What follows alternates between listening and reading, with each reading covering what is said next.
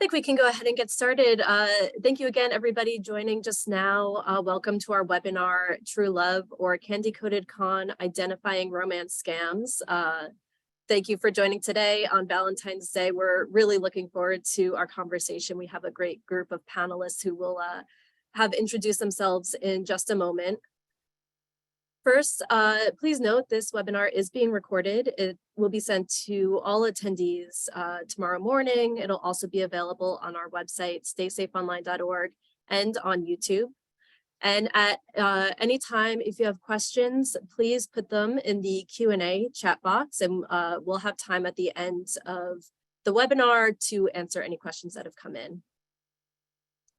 So just a bit about us for anyone who is unfamiliar with the National Cybersecurity Alliance. We are a nonprofit organization, and it's our mission to empower a more secure, interconnected world. So we run educational campaigns throughout the year on cybersecurity, data privacy, and generally online safety topics like romance scams. We also run campaigns like Cybersecurity Awareness Month every October, Data Privacy Week in January, and we have programs for HBCU students on the cybersecurity workforce and for small and mid-sized businesses as well. So I'll share some of our contact information at the end of the webinar, but we have a lot of free resources that you can use in your organizations or learn more about cybersecurity at our website, StaySafeOnline.org. One of those resources we just came out with for Valentine's Day is a romance scam toolkit. This is also available on our website and is completely free to download. We have tip sheets, infographics, and these shareable social media cards on how to stay safe from romance scams, and with general online safety tips as well. So you can check that out, and we'll send a link to that toolkit at the end of the webinar. So let's go ahead and get started. So I'm going to have all of our panelists introduce themselves one by one. Let me go and start at the upper corner of my screen. I see Matthew first. Matthew, can you tell us a bit about yourself? Hi, good afternoon. My name is Matt O'Neill. I'm with the U.S. Secret Service. I run our Global Investigative Operations Center and Cyber Intelligence section here in Washington, D.C. Part of my job is to help support our global investigative enterprise conduct investigations into transnational organized groups. And as part of that is romance scam actors. Thank you. Tonia? Hey, I'm Tonia Dudley. I'm the VP and CISO of Cofense. I've been with Cofense almost 4 years now. Originally started doing other roles, and one of the things I really enjoy is getting to look into all things phishing. And as we'll get into later, you'll figure out why there's a connection here between what we see in business email compromise and the romance scammers. So happy to be here. Thank you. Buddy? Hi, yeah, good afternoon, everybody. I'm Buddy Loomis. I'm the head of global safety stakeholder engagement here at Match Group. So really my role is to bring public, private, nonprofit, and community-based organizations together to really try to understand how Match Group continue our efforts to disrupt and prevent harm online, and really respond to our users in a way that we can give them resources and tools to help protect themselves and understand what they're looking out for with these types of behaviors. Thank you. And Hannah? Hi, good evening from London, England. I'm Hannah Shimko, so I'm the Comms and Policy Director of the Online Dating Association. We are the trade body for the online dating sector, made up of members who are dating services, so apps and websites, who coalesce around a set of standards for what good looks like in online dating, from trust and safety to data privacy to terms and conditions. So we also have a real interest in the good work that our members are doing to tackle romance fraud, and how we can work with the wider sector to keep improving this. Great. So let's start by setting the stage. So we have a lot of people dialing in from around the world, from different organizations and different roles. But Hannah, maybe you can talk a bit about romance scam victims and what we're seeing. Is there a typical profile of a romance scam victim? It's a great question, and it's something that we see come out in the data all the time. You know, who has been the number one kind of victim of romance scams that year. But in reality, I wouldn't say there's a typical profile in terms of what we think of in profiling. Gender, age, that is much less important than, I would say, almost the emotional and mental position someone is in when this happens. So we'd like to talk about vulnerability. So a typical romance scam victim could be anyone, depending how that person is at the time. If they are feeling lonely, if they have had difficulty in their life recently and are looking for connection, maybe isolation from friends and family. Sometimes people who are quite caring or giving, in whatever case at that time, they're looking for that connection. So we like to think it's much more about the mental and emotional state of a potential victim than any kind of, more men, more women, etc. That's much less important. So, it's an area I think we could do more research into, if I'm honest, about what is it that creates the perfect conditions for a potential victim. And Tonia, you've mentioned, kind of the business side of, romance scams, how this applies to business email compromise. Can you talk a bit to that point too, rather than just, this being something that affects us personally, it also has these business implications? Yeah, so as Hannah mentioned, romance victims, they have, they've been lured and conditioned, and we see that they've set up this romance victim network of scammers that they've curated over years, and they can then now use these romance victims as their money mule infrastructure, right, to move funds around. And so what we know is that when business email compromise hits an organization going after funds, diverting, payments to someone else, whether it be from changing your direct deposit or asking for gift cards, but then most importantly, having changing your vendor master to redirect payments to legitimate services that you're procuring from a potential, from your supply chain, off to one of these romance victims, right? Because these are legitimate bank accounts that have been established. They're not going to be hitting any detections on any of the anti-laundering money regulations that we have in place, right? Like when we first started to see BEC several years ago, they would directly ask, I need you to wire me some money. And then with the help of the FBI and the Secret Service, they were able to then take down those accounts, working with the financial institutions. So that they had to divert and change their tactics. And now we see them using legitimate people to move those funds around so that they can move that money around. They might say, I'm going to have my colleague or my family member wire you put some money in your account, but I'm going to need you to send it to like 5 different other accounts, right? So they use them as a mechanism to move those funds around. And Matthew, maybe you can kind of going off of what Tonia is saying, talk about to that a bit more, and maybe tell us what the Secret Service is doing also to stop scammers. Sure. The interesting thing for us about romance scam victims is almost invariably it's a gateway crime, in the sense of the sort of scam doesn't end when the bad actors are able to get the victim to send money. As was mentioned, they'll, in a lot of instances, turn them into witting and unwitting money mules.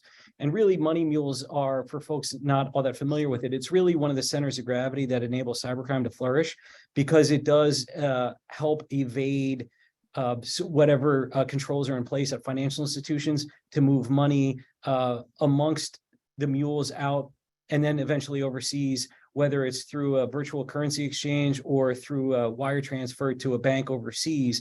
But really what we find is in many instances, the romance scam victims are almost doubly victimized, in the sense of all of their money is taken over a long period of time. These are not short duration events. So over a period of 3, 4, 5, 6 months, sometimes we've had some instances where it's been a decade in which there's been engagement between the bad actors and the romance scam victim. And then once they bleed them completely dry, that's when they'll convert them into a money mule. for the reasons mentioned before. So what the Secret Service takes sort of a three-pronged approach to trying to tackle this problem. The first is to aggressively investigate these groups, whether it's the larger transnational organized criminal groups themselves or the individual events that take place throughout the country. So we have 43 cyber fraud task forces around the United States and a couple overseas, and those are task forces that are both federal and state and local law enforcement, along with private sector and academia, all working together to try to tackle a specific problem. And in most instances, success looks like making arrests in that case. The second prong is trying to recover the funds as quickly as possible.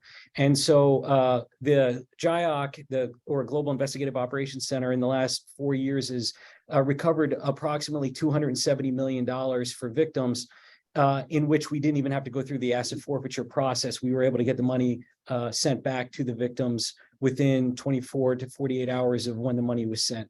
The key for that is it's the urgency in which it is reported to us. And we're agnostic to who the victim reports to, whether it's the Secret Service or the FBI or Homeland Security investigations. We just want them to report it to somebody. We have two kind of methods that we use to try to get the money back for victims. The first is through the FinCEN's financial fraud kill chain, which requires an overseas wire of $10,000 or more, and it has to be in the last 72 hours. And the reason why is because after 72 hours, the bad guys have already moved the money on. On top of that, we also work, we have a team that works, again, with private industry, financial services, internet service providers. When we get information from victims, we'll ping that sort of internal listserv as well. And in most instances, we're able to get the money back faster than even going through the formal process of the financial fraud kill chain. So really the key takeaway in that instance is to alert somebody in law enforcement as quickly as possible. And then also, meaning within 48 hours.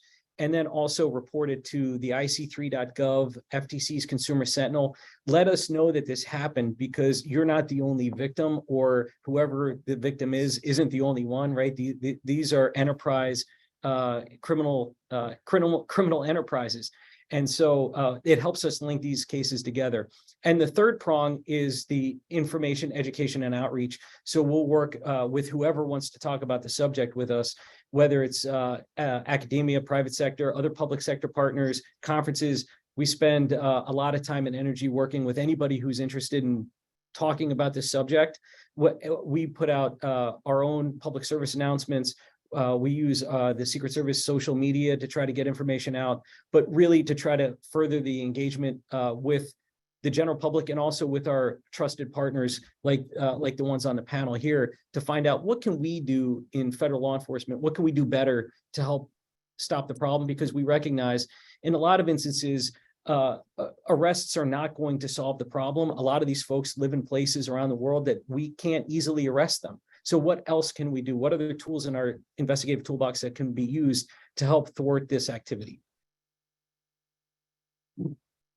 And speaking of, your partnerships with the private sector, Buddy, I'd like to talk about the role that Match plays in this area. So what does this look like from your perspective, and what are you doing to protect your users on your platforms? Yeah, so I would say similar to Matthew, we're taking really a three-pronged approach to as well, right? So we understand that some of the most important things that we can do is get in front of our users and give them the education and the tools that they need to spot these types of incidences very early on, so that they can report back to the platform. We also understand that we're not the only source of service that these people are met on. So yes, they do meet on dating sites. We are a connection point, but there's a responsibility across the entire social networking ecosystem here for us to have a role here, because we launched a romance scam campaign a little over a month ago with the intent to have this global campaign reach all sorts of users across our entire ecosystem. So it's running in 15 different countries across 6 of our major brands. And the goal for us is to have those tips pushed out to really just to get to a person to say, hey, these are things that we want you to be aware of. We ran it in our apps, and we also ran it as a media blast, because we also know that there's users that are using other online services. So we want them to have those tips as well.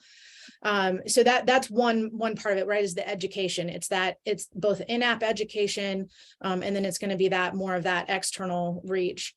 We also have in-app features. So for us, we're encouraging our members to stay on app as long as possible. We have in-app features. They can do a photo verification, which essentially gives them a blue check mark to say the person that's in the profile is the person that did the real life selfie verification. We do contextual education within our platforms. So we have an "Are you sure" feature, or "Does this bother you" feature. The "Are you sure" feature is kind of driven in two ways. One, it's a harm detection. So if we have people that are saying things that are disrespectful or they're harmful to another user, the education is, are you sure you want to send this to that other user? Are you sure this is something that you want to engage in? And then if they say yes, which sometimes they do, they say yes without changing the tone, the person that receives that content can say, does this bother you? And that question then says, if it bothers you, do you want to report this person? Do you want to block this person? So that we can continue to use our machine learning and our AI to detect more harmful behavior, right? So it gives us a chance to continue to look for those red flags within the system. There's another "Are you sure" feature that some of our brands also do. So if we have a user that's sending personal information via that in-app chat, so if they're sending their phone number, it's a feature that will pop and say, are you sure you want to send this now? Great, you've connected with somebody. And if you want to, wonderful, here's some safety tips. So we take them out to our safety center to make sure that they can learn a little bit more about not sending money, which in this case, we encourage them not to send any money they've never met, somebody in real life. They've never had that interaction. Some of our other features, our in-app video chat feature, we really encourage people to push that service, right? Because we want them to see each other on video. It helps them get to know the person, but it also gives them it keeps them on app as long as possible so that we can moderate that. Once they're off of our service, we're not able to we don't really know what's going to happen from that point. So we want to make sure that we're kind of looking for that. The second approach for us is really to make sure that we are, I say the third approach, because the in-app contextual education is the second. The third approach for us is partnerships. And as Matthew said, this is one of the reasons why we're doing things like this, is because we do such great work. All of us do, but oftentimes we do it in silos. And we know that in order to really combat this, we have to come at it from a multi approach. And all of us, I think, are in that same headspace. And so breaking down some of those barriers that we've created unintentionally through our privacy regulations, our safety regulations, our tight-lipped communication, we're afraid to share information or trends or access to information across the ecosystem. Those really need to be broken down on both the public side and the private side, and being able to really have a more thoughtful conversation and bring together the great minds of what is the issue, and then how do we get to it quicker rather than having the stale or static information. Matthew said it earlier. They play the long game. And so we know that they may not say this right away. It may be further down the line. And we want to bring that information and get it reported as soon as possible. So part of the reason why we want that real-time reporting feature, because if they see something at that point, we can detect it at that point rather than it being way down the line. And then we've kind of lost that level of communication. I want to poke into something too that you mentioned, Buddy, because not only do they, somebody might be on a social media platform and not necessarily a dating site, right, where they're being asked those kind of questions, right, direct messages and those things. So there's other things that you can do to protect all of your online profiles and social media, right, so that you aren't targeted with those same mechanisms that you might also experience on a dating site. Yeah, it's a great recommendation. Yeah, and speaking of dating sites, Hannah, who else do you think we need at the table in this conversation? Obviously, there's a lot of work being done between, the public sector and the private sector, but how do we get past that, working in silos? Yeah, I mean, I couldn't agree more with everything that Buddy talked about. And obviously Match Group are really aligned with trust and safety and leading the way on many of these areas. And the ODA, as the sector body, we encourage all in the sector to think in the same way. We have a standard on trust and safety which of course includes dealing with fraud and other harm. And we address these issues in a range of ways, much like Match Group as well, including, content moderation, technological solutions, banning, sharing of information, and education, both in-app and more widely.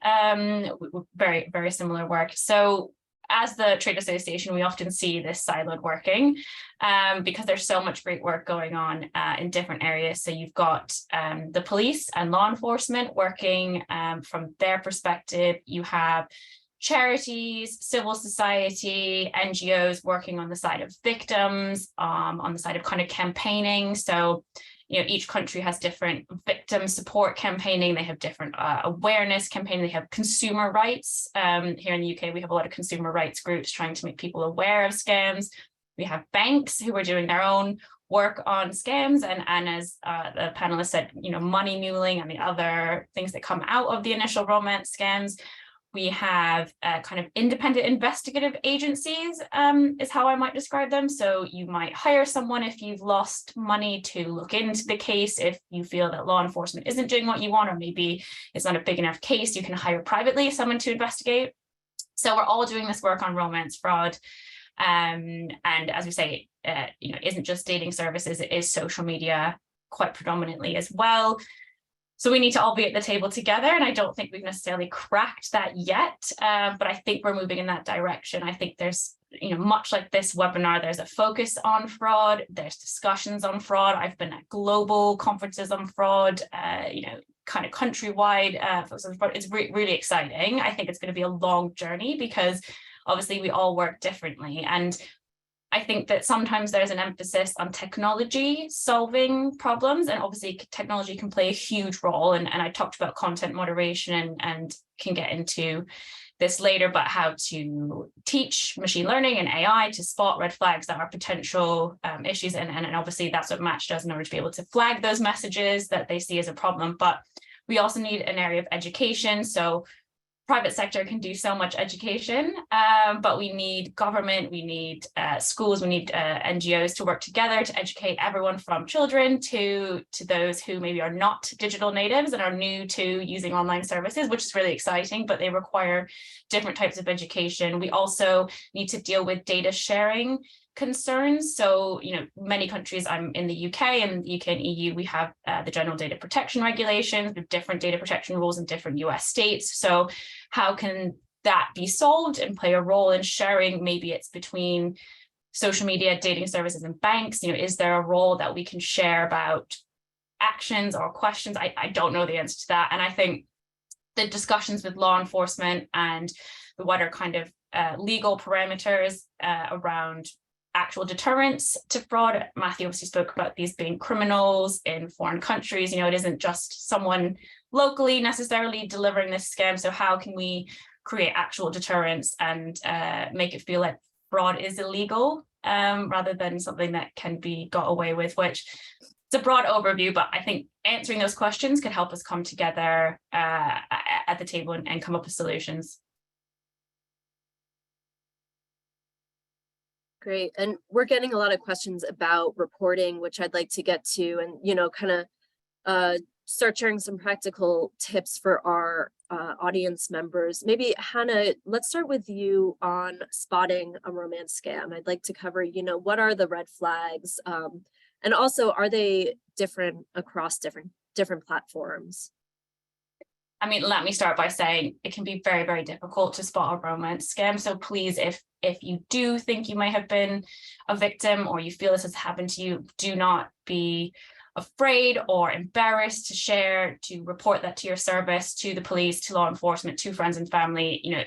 These are highly adept criminals at manipulation, at socially conditioning you to do what they want. So it is difficult to spot. So, that's really important as a first takeaway.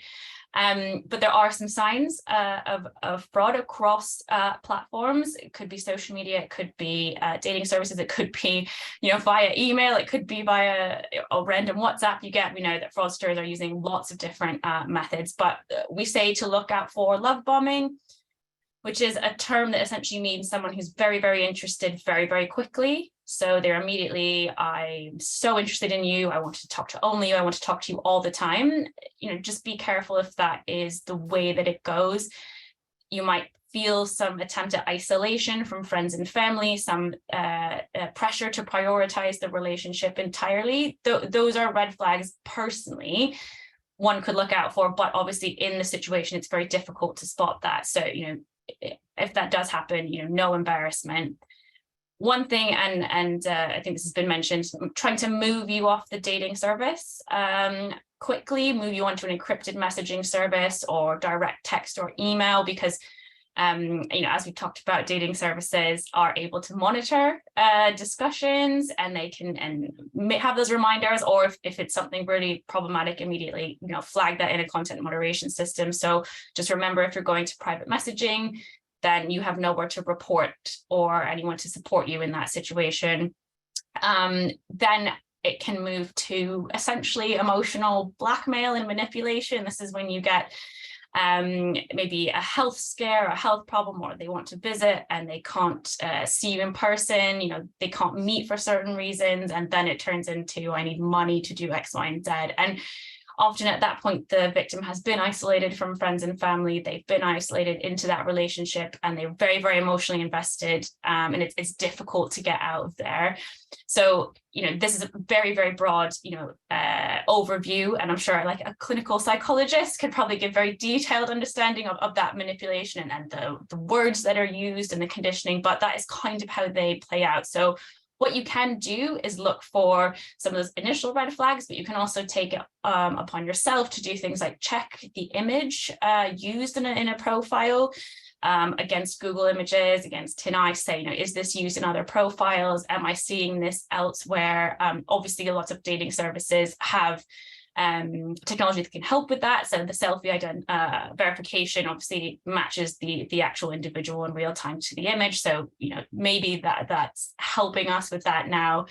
But, essentially it's trying to look out for yourself. I would suggest, I know we'll talk about this more, but talking to friends and family, talking to those people around you, not isolating yourself while you're online dating, not moving too quickly, but also not moving too slowly. You shouldn't have to wait 6 months to meet someone in person.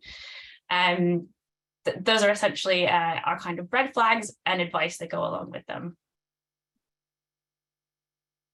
Great. Anyone else have any common red flags? I just want to add, because you mentioned about, not isolating yourself or talking, but also if you have seasoned adults or family members that they're alone, right? Checking in on them and just bringing up this topic with them to help bring their awareness to it, right? To let them know that it's okay to talk about it if something's happened to you, right? Because it can be a very sensitive topic. And then also if you're able to put some controls in place around their bank accounts, right? Not to stifle them because they're already feeling like they're losing control of their life, but how to help them protect themselves from losing the funds, as Matthew mentioned, right?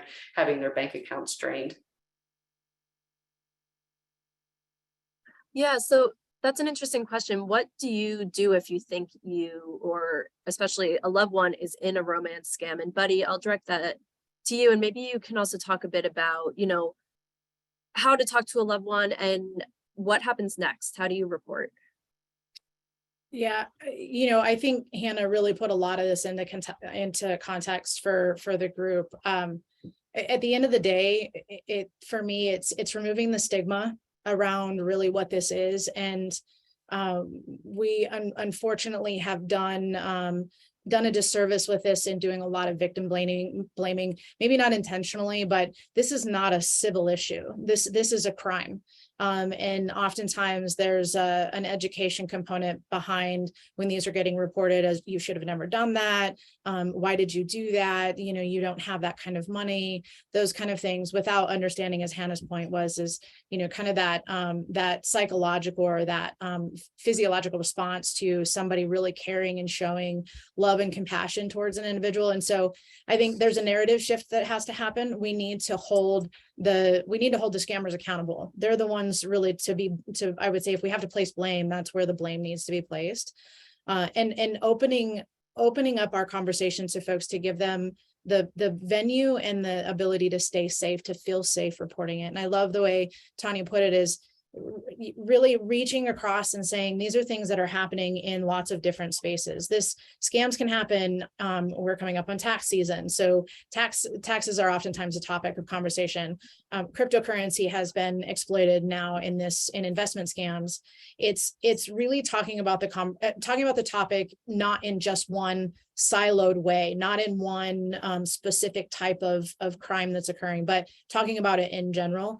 Because as Hannah pointed out earlier, this can really happen to anyone of any age, but at any point, any demographic. It's really important that we look across the entire spectrum of who can be a victim, and meeting that person where they are in whether it's their online footprint, their digital experience, whether they're new to coming online, whether they're new to coming in and dating. If you've got kids going off to college and they're having that experience of wanting to get into a dating scene but don't want to do it in person on campus, those kind of things. I think we're going to talk a little bit about that too. I think what's really important is we pull the plug on blaming folks on sending. Even if you don't send money, it still feels really kind of crappy sometimes to get exploited. You may not have sent any money, but you're being asked by somebody that you don't know to give you something, cash a check or convert funds. And that's not comfortable. So it's still removing that stigma that it's acceptable behavior. And we need to really break that down. For us at Match Group, it's important that we give as many options to our users to be able to report. So whether that's in-app, whether that's sending an email, whether that's trying to get in touch with our customer support folks through our safety pages. And I encourage other online services to make it as easy to do that. The reporting feature has to be really simple. We've looked at how our reporting flow is, making sure that it has language that's easily understood by members. And really, again, taking that and educating back on what we need to change in our language. So bringing those survivors and those victims to the conversation, having their voice be heard, having them be seen in the platforms also make a difference because it helps them feel more comfortable. And when reporting out, report to us. If it's suspicious activity, you don't have to send money. You don't have to be exploited. Report it to us. That's how we learn about the behavior. The behavior shift, the changing of the behavior is what needs to happen. And we can't do that if we actually don't know what that behavior is. So it's really important that we see that at any point, whether it's a first interaction and it doesn't seem comfortable, or it's even, down the line where it got to be a little bit uncomfortable and now they're starting to ask or solicit or whatever that relationship might turn into be. But yeah, I'm curious if you're able to detect that, like these scammers, obviously they've created accounts on the platform, right? Or do you see them taking over existing accounts to leverage to do their campaign against? We've seen both. We've seen both. Yeah, I mean, we have very, very sophisticated technology, and this is one area that we continue to really try to figure out on how do we find and detect as those accounts might be compromised. We don't see it a lot, but we see it. I think that's something that we continue to really drive to look for. The reporting function of that is what makes that so much more powerful. Is being able to understand that there's something happened to your account, whether it was an account compromise or whether it is just somebody. It seems like a lot of people are matching with you in your card stack all of a sudden. Those are even just simple matching features that you would look for just to see why does it feel like this seems to be a constant connection. So there's lots of, I think, things that do happen on the service. And I would say that for me personally, my spidey senses are always going to go up. And I'm going to have that thought of that doesn't feel comfortable. I think that I'm going to report this. And it doesn't have to be nefarious behavior. It can just be an uncomfortable feeling. Yeah. Awesome. Thank you.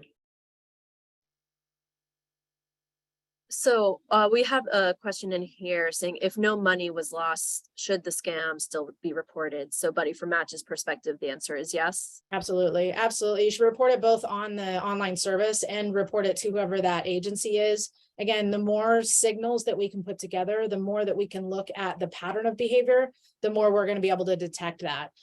So anytime, and again, it may be not exploitation financially, so there may not be a case that can be generated, but I know from, my law enforcement days, and Matthew probably can speak to this better than I can, but everything that gets reported in, those things, all of that stuff is being aggregated onto finding the patterns of behavior. Yeah, no, I concur. So from where we sit, I always use the adage, like when you hit a tee shot that goes wayward, the saying is, when in doubt, shout it out. It's the same, like call for. It's the same thing with this. When you think that there's some suspicious activity, report it to whatever on app device that you have, because that's important for folks like Buddy, and then also report it to ic3.gov and FTC Consumer Sentinel. Even if there is no dollar loss, it's still a federal crime. It's an attempted wire fraud. The odds are it's probably in its own sort of singular instance not going to get prosecuted, but we build out big cases by creating links between smaller disparate cases, seemingly disparate cases. So it's important for us to kind of get a level of understanding as to how deeply involved and engaged these bad actors are. And so we highly encourage, and even if it's starting with your local police department, filing a police report, there are mechanisms for us to be able to data mine that as well. And we also have a question in here about, reporting as a family member of a victim. Does that work differently? How does that work if you're not the victim, but you see someone else who might be?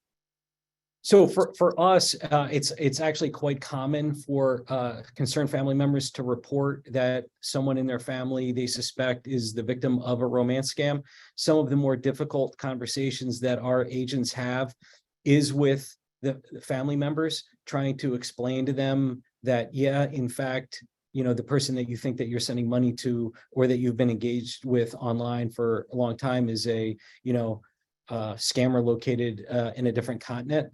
I think our agents are trained with a lot of empathy, and we try to work to try to help sort of the victim along as much as possible. In some instances, we can leverage the victim witness coordinators at the local U.S. attorney's offices and provide resources wherever we can to help sort of support that. But in many instances, the reporting to us come from concerned family members.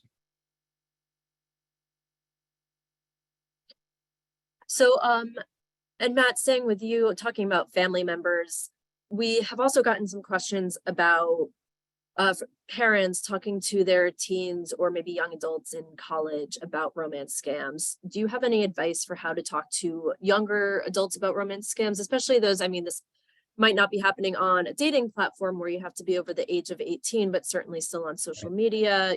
How does this need to be addressed with teenagers and young adults?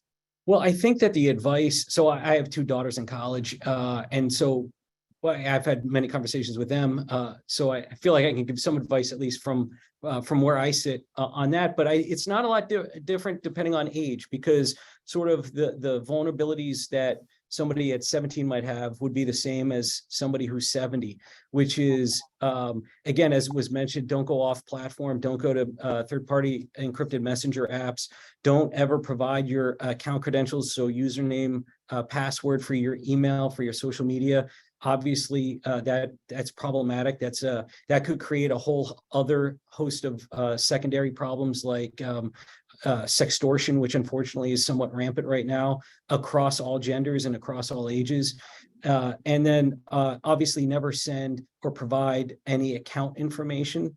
And because again, we talk about the money mule aspect, but also sort of the whole old adage where if you think it's too good to be true, it most definitely is too good to be true. So those are kinds of like where they would want to be aware of. The other sort of thing that I think would be important to consider, and this isn't just specifically related to romance scams, but I think it's good for your family's sort of security posture, is if convince and talk to your kids about creating a mechanism that you have the stored passwords and account information yourself as a parent. And I'll give you an example. So create a book in which your kids will be free and willing to put their username and password information for social media, email addresses, anything like that.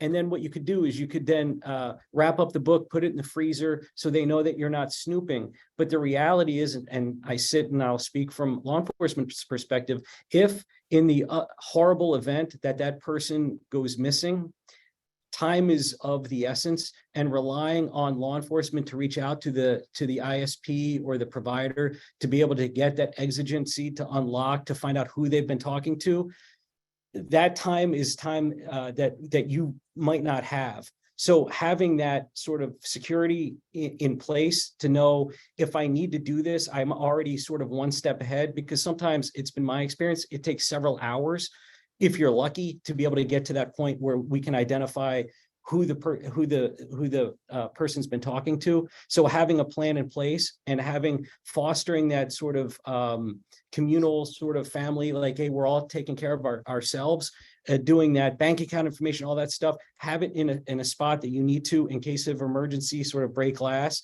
To me, that's one of the most critical things that hopefully people will consider after leaving this webinar. Great. And I'd like to get to some audience questions, but before we do, maybe each of you can go around and give, your top tips or top few tips for protecting yourself against romance scammers. Tonia, I'll start with you. Is there anything, kind of security wise you can do to protect yourself again, or maybe looking out for those red flags? Individually or from corporate? Individually. Okay. Making your profiles private. I give that recommendation a lot, right? You really don't, is there really a need, maybe you're an influencer, but have that as a separate account than your personal, right? And who you share your information with. I always tell people, keep your profiles private so that people have to request to connect with you, and who you can control can direct message you. Matt, what's your top tip? So I'm going to actually just kind of expand on what Tonia just said. Another sort of reason why you want to have your social media profiles locked down is not only for the social sort of exploitation that could be done against you to try to have that person if they're trying to scam you, make you think that they know you because of the information that you've provided 5 years ago on your Instagram account, but it's also something that fraudsters use for account takeovers. So there are some, whether it's financial institutions or whether it's some sort of providers of some sort, use what's called knowledge-based authentication questions, and in order to verify, say, a password reset. And a lot of instances, what you'll find is the answers are located in the social media profiles publicly available of the victims. So you really want to be very conscious about the information that you're putting out to the world, because it could, in many instances, be used against you, whether you know it or not. Great. Buddy? I'll talk it from the match group side, right? So one of our big tips is to stay on app. Try to stay on as long as possible, because we can monitor the activity that's happening. And then I would say the other thing, I think Hannah and Tonia, I think both said this separately, is that these scammers are extremely sophisticated, and they will use all sorts of different types of tactics to really try to get to that victim. And so just keeping your guard up, paying really, really close attention to the way the shift in the language might be, a quick move, or how expedient they're I would say that it's the love bombing piece, but then it's also that that I really want to see you. I think you're beautiful. I'm so excited that we're having this conversation, and really trying to keep them engaged in that conversation as much as possible. So we're just looking for that, but then also seeing that real quick shift of, oh, you must not love me if you don't want to talk to me today. Or it's just the very dynamic shift in behavior that are some keys to look out for. And then I would say, again, for us, from our perspective, and this is any online service at all, is use the tools that they have available on the service to do verification, and look for those verification tools for other profiles before matching with them.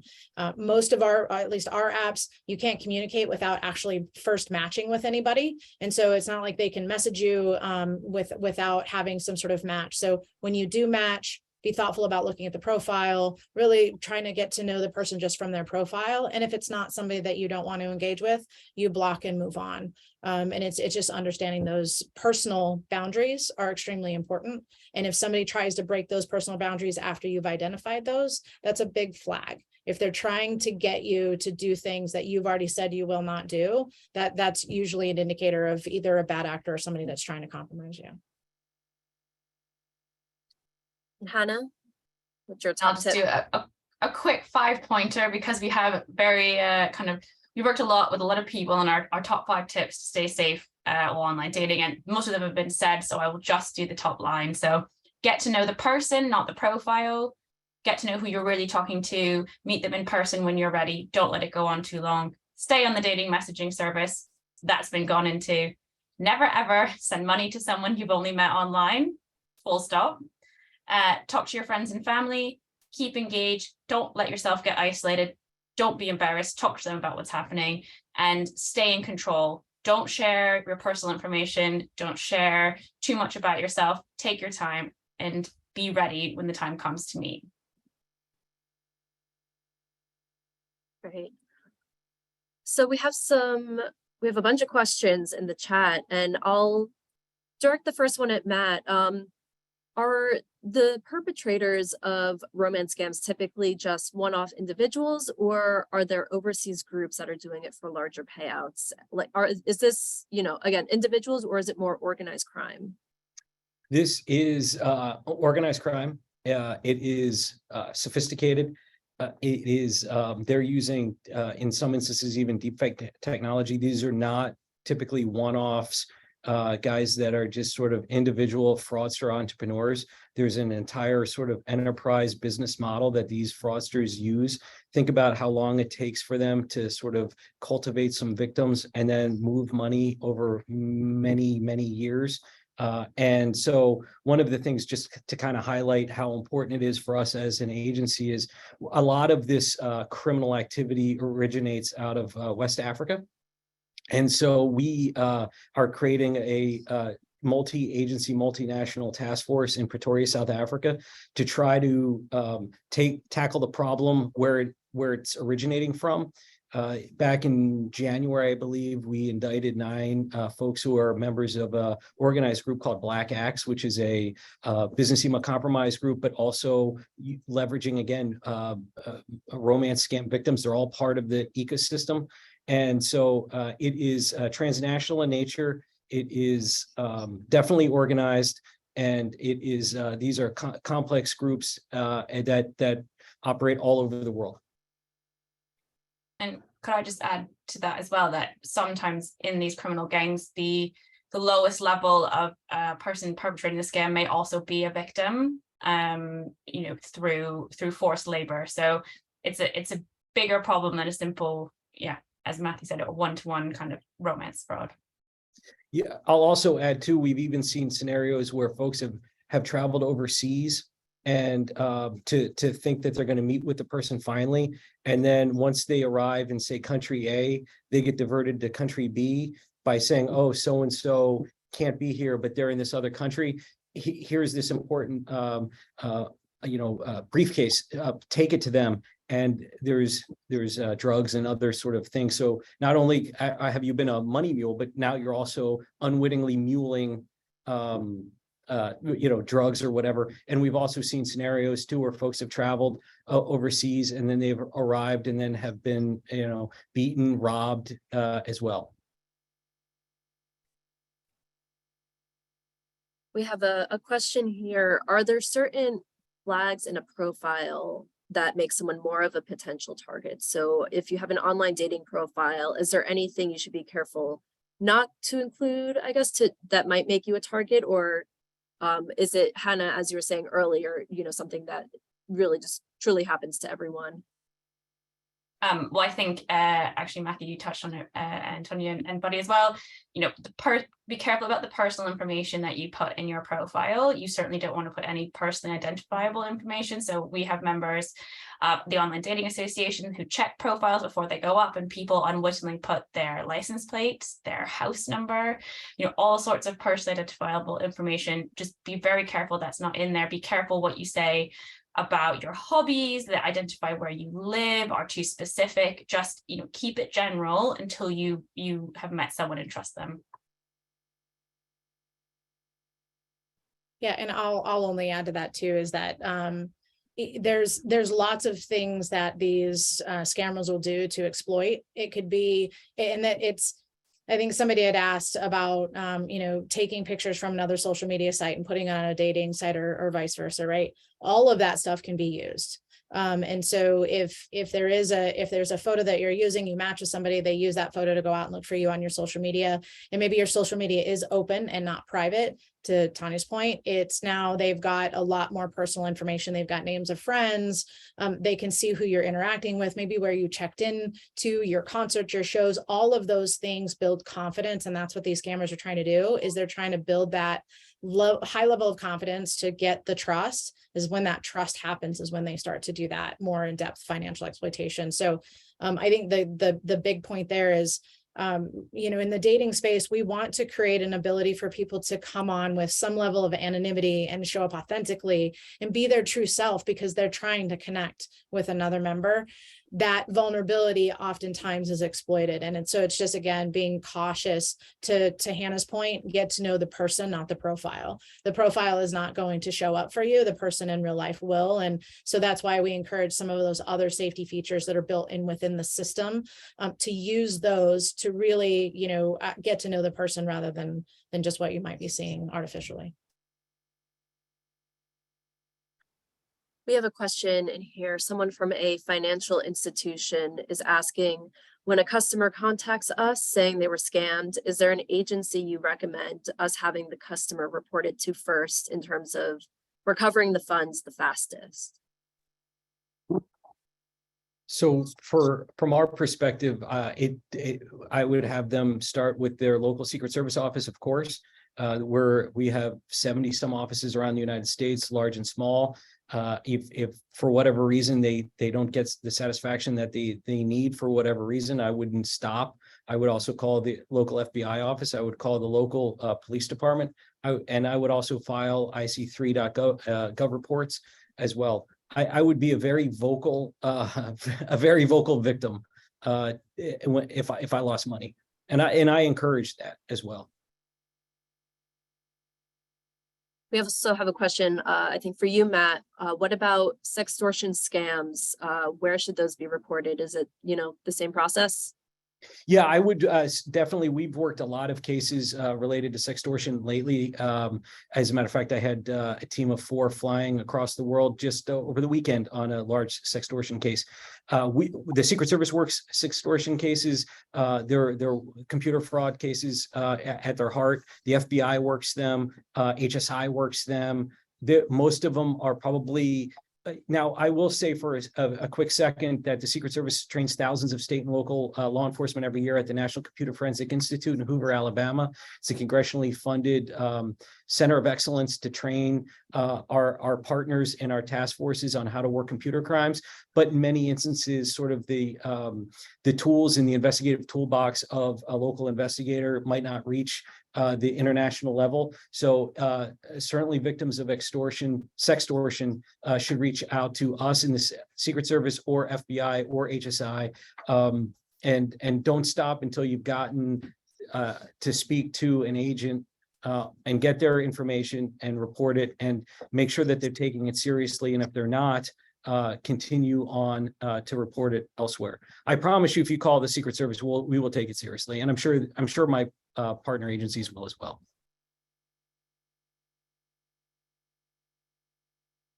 Do you have, or for anyone on our panel, do you have any additional advice for helping seniors protect themselves?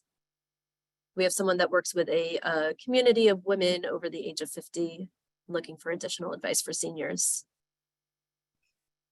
I mean, I think from our perspective, it's the same education, it's the same thinking about it, but of course taking into account that maybe some seniors are not digital natives, they are new to technology, they may not understand how what we've talked about, the manipulation and the kind of the psychological control. So maybe worth delving into more detail into some of the tips. And obviously I think Jen, you're going to share some links after this, which may have, you know, tips for someone in a specific situation. And I think just going into it, knowing what you're getting into, right, and what to look for some of those flags, right, so that I know it's really easy to get emotionally engaged into it, right? Buddy, I don't know if you have additional things to offer, but yeah, just going into that with that perspective of there's, you know, to watch out for those dangers. Yeah, I was just going to add to what Hannah was saying. I think really the most important piece here is we have to meet these folks with where they are in their journey. And all too often, our messaging doesn't land in the right place. And so it's incumbent upon all of us who on this call and then from a community-based perspective is how do we create content that will land with that population that matters? So that's getting partnerships with companies like us. And this is where, you know, Match Group is really keen to work with public and private sector partners, because consumer awareness is extremely important. And consumer awareness does not just come in the form of in our products, pushing out education to our people that use our products. It's also pushing education externally. But when if they do download one of our apps and they are going through that user sign up journey, our education is extremely important, and making sure that it's crafted in a way that the language is understandable, that it's again, meeting that user where they are. And so for us, it's important that we partner on how we do bring that to a local community, localizing that, but then also how do we make sure that it's more broadly so that everybody has access to those kind of resources.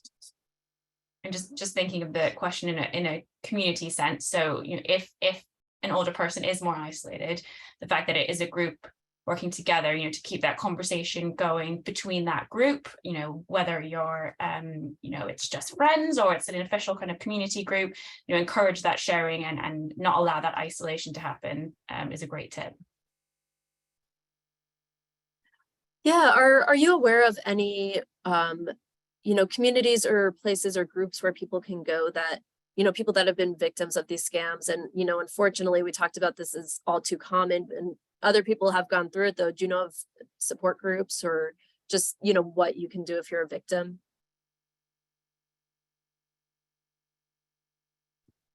I can speak to this, but from a UK perspective, which is probably not as helpful for this call, but in the UK we have Victim Support, which is a charity, and potentially there's the same thing in the US, to look and you know, have someone to support you and to share with and talk to. But perhaps one of my co-panelists know a similar group in the US.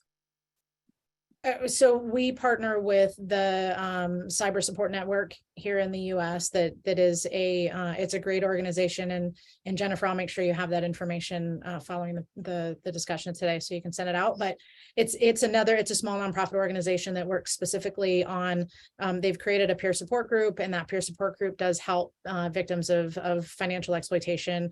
So I think those are the smaller organizations that are up and coming that are really trying to tackle this from a very specific community-based side of it, and organizations like ours that are willing to put our time and effort into having those grow and having their message be sent through our platforms and vice versa. That's really good information, because Ronnie spoke at a conference here locally in Arizona a couple of weeks ago, and that question came up and he really didn't have an answer. So it's great to have some context there around that. And someone also put in the chat that AARP offers group discussions for those that have been defrauded as well. That's another, AARP is a great resource, and we'll include that in our follow-up email as well with links to all of these resources. Yeah, I'll certainly plug AARP. They're a great organization. They're very localized. This is a very good conversation that they have well-rounded participation in. And some of those, unfortunately, a lot of those people that work for AARP and they're advocates for AARP have also experienced exploitation. So I definitely encourage to get with those resources that they offer. Great. So with that, I think we'll wrap up there. We will share all of the resources that were discussed after the webinar. We'll send out the recording tomorrow along with those links. And you can also get in touch with us at the information on the screen. We're at info@StaySafeOnline.org. You can also download our resources, including our romance scam Valentine's Day toolkit at StaySafeOnline.org. And of course, follow us on social media as well. So Tonia, Buddy, Hannah, and Matt, thank you all so much for joining us today, for sharing all this great information. I found it very informative. I hope everybody else on the webinar did too. And again, to anyone tuning in, feel free to reach out to us at the email on the screen if you have any additional questions for NCA or for our panelists. So with that, thank you so much and have a great rest of your day.